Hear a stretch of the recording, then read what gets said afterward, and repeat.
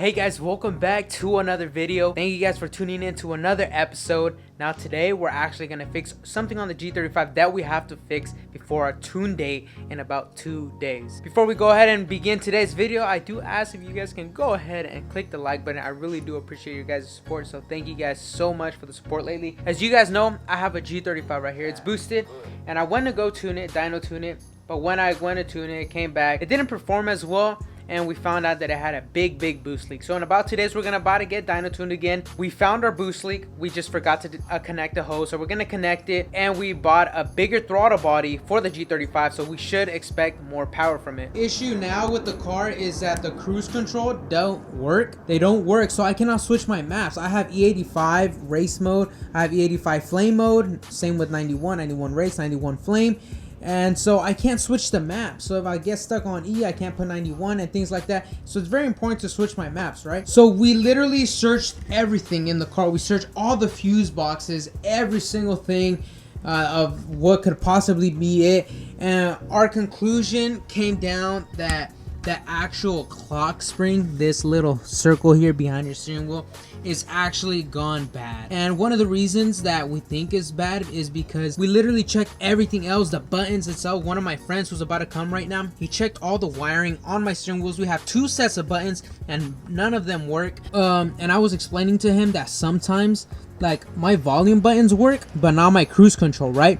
And sometimes my volume, sometimes they go out once in a while, so sometimes in a while they won't work, and then like a minute later they'll start working.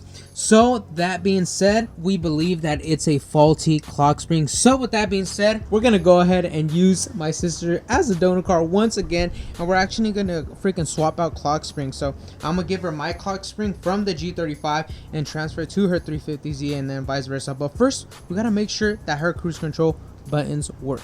Make sure these cruise control buttons work. Cruise control, turn on. It works. Haha. Perfect. Okay, we're gonna go ahead and swap this out. What is up, everybody? This is your boy BeDistinct, back again with another video. Today what we're gonna do is we're gonna take off a Z steering wheel, take the clock spring, and see if we can make it work. Genzilla, aka Cameron, right here. He's taking the steering wheel off right now so we can access the clock spring. One of my concerns right now is that the Z doesn't have any volume buttons, but they do have the same cruise control. So even if we put on the clock spring, hopefully it fits right. And if it does fit and only the cruise control work and not the volume, like it's cool. Like I can still, you know, turn the volume with the freaking stereo. So what we are looking at, sometimes you can see the clock spring.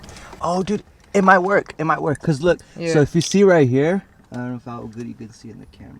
Yeah, that's gonna probably work because the clips are the same. In the same exact spot too.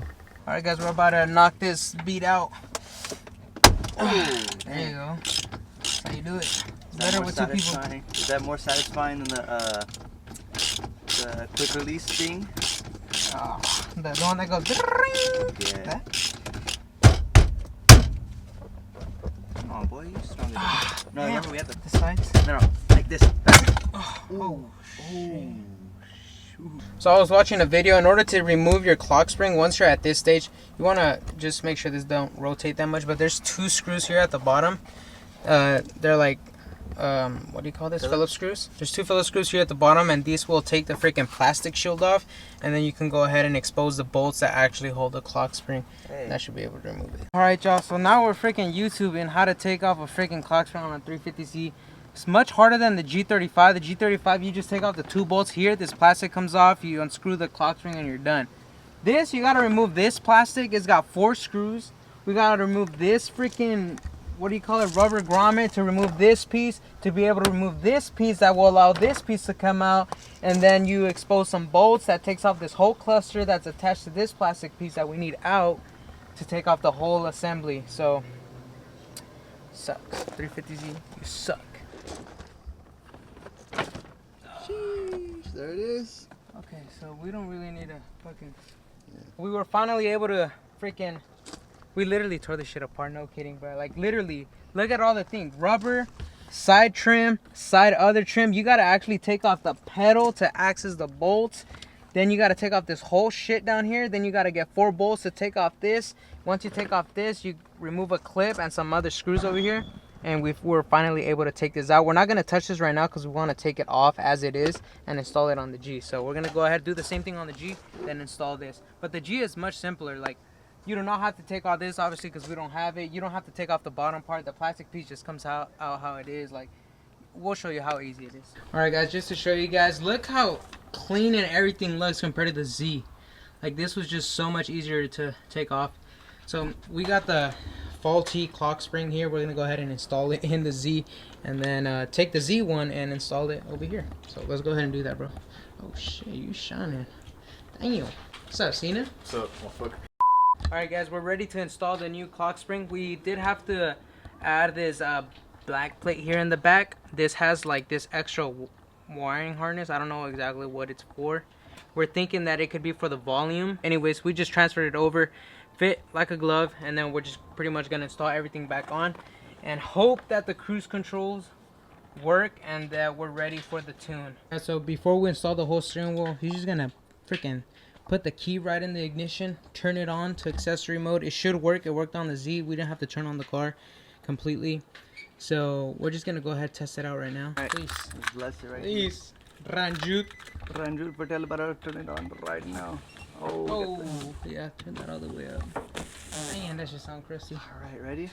So I'm just gonna press the cruise control button. Let's go, Let's baby! go! Let's go! Wait, that shit turned on. Turn it off. On. Let's go, on, Ranjut Patel! Hey, buddy, we got it. Alright, let's see. So how do we do map 1? Oh, we're live here from BeDistinct Corp. Oh shit. Hey, hold my steering wheel though. Bro, I'm holding the light. I'm holding the camera. Okay. Alright guys, it's a brand new day. I'm gonna go ahead and assemble her 350Z back together because this shit looking kind of ugly. Here's basically the update. I'm not gonna make this video longer than it needs to be. Bus construction team is about to head over to my street real soon, and I'm not gonna be able to record. They're so loud and they're just taking over the street, bro. It's been like 3 weeks now, but I mean, it is what it is. But essentially, that's what it was. So the clock spring behind the steering wheel was gone bad. I don't know why they go bad or what is it. If it's the wiring or just I don't know if there's anything inside the clock spring. I really don't know the science behind it. But that was the faulty part that needed to be replaced. We swapped it with my sister's 350Z. You guys saw we replaced some parts. And now the cruise control works. Let's try it out one more time. Put on the key. On. Cruise control. Perfect. Okay, so it works. We were trying to go ahead and switch maps now, but I'm not sure if because we resetted the battery, the whole map system got resetted, or I'm not sure if he put maps in the first place because when I went in to get Dyno tuned, my cruise controls did not work. So I don't know if he put any maps, so I don't know if I can switch them or something went wrong or nothing.